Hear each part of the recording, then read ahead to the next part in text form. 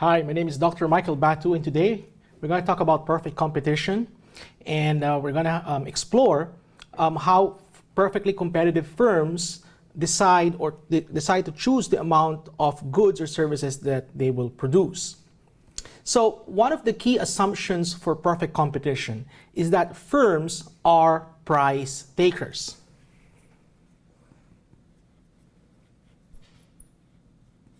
Now, what do we mean by price takers? It means that firms are not free to set their price. So whatever price that they observe in the market, they have no influence over it. All they have to do is just to take the price as given. And that explains why they're called price takers.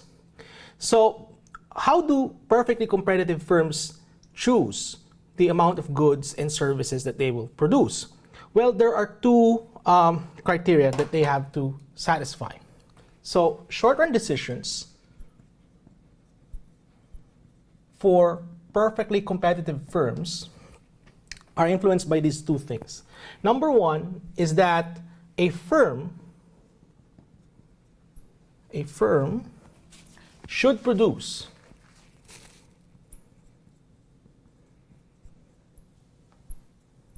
if price is greater than equal to average variable costs. Okay? So which means that if the price in the market is set below average variable cost, then there's no incentive for the firm to produce. Now, let's assume that price is above average variable cost, how much output to produce? So that's why we have the second criteria here. If number one is satisfied, the profit maximizing output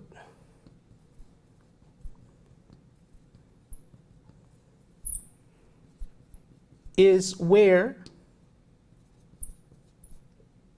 price equal to marginal cost. So these are the two important concepts that you need to understand here. The firm will decide to produce if price is greater than or equal to average variable cost. It will not decide to produce if price is below average variable cost. A price that's below average variable cost, there's no incentive for the firm to produce. They will end up losing. Now, if price is above average variable cost, then in order for us to determine the amount of Q or goods that this firm will produce under perfect competition, we know where that Q is, where price equals marginal cost. So let's discuss these concepts by way of a graph, which I'm gonna sketch on this side.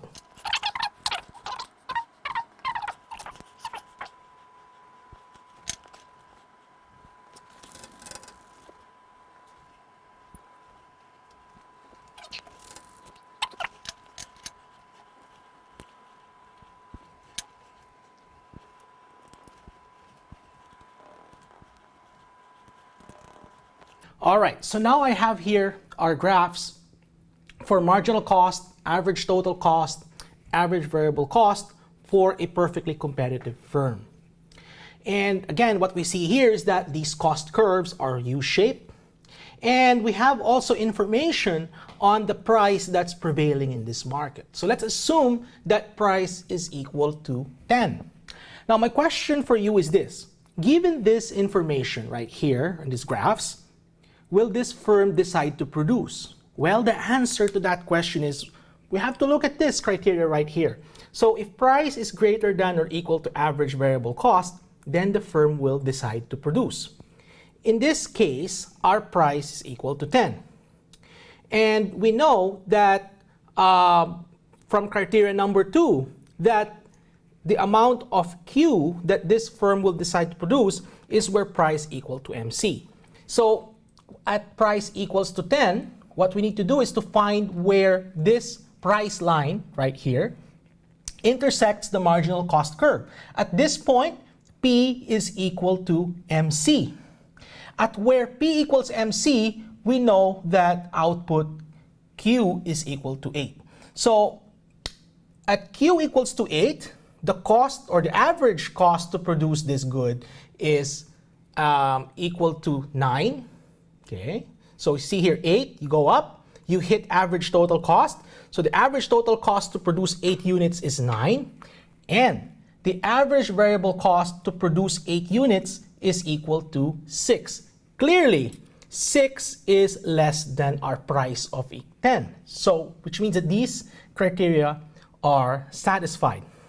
Now, the next question is this. Given this Q equals to 8, what or how big the profits will be for this firm? Well, what we need to do is the following. We need to define what we mean by profit. We know that profit is equal to total revenue minus total cost. So how do we know total revenue? Well, we have two pieces of information. We have information on price and quantity. And we know that total revenue is simply equal to price times quantity, 10 times 8. So it's going to be the price of $10 times the amount of Q produced at that price. You have here 8. And total revenue for this firm is $80. What about total cost?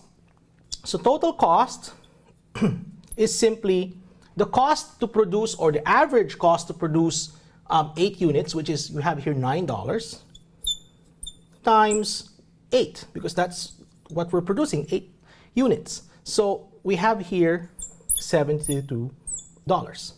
So our profit, therefore, if we are to use this formula right here, so profit is equal to $80 minus $72, and we have $8 in profits. So we know in terms of the number that, or numerically for that matter, that profit is equal to $8. In this graph, where can we find the profit? Well, let me show you where profit is. So we know that price times quantity is revenue. So we have information on price and quantity. So revenue is going to be this, from this point, here, here, and there. So this rectangle right here, this is our revenue. What about our cost? Well, our cost is right here at 9. Okay, so cost is from 0, 8, this point, and this point right here. That's our cost. Now, this gap right here gives us our profits. So by way of a graph, we can see that indeed there are profits. Now, question for you, what do you think will happen if the price is below our average variable cost? What do you think will happen? Well, the answer to that question, I will leave it up to you.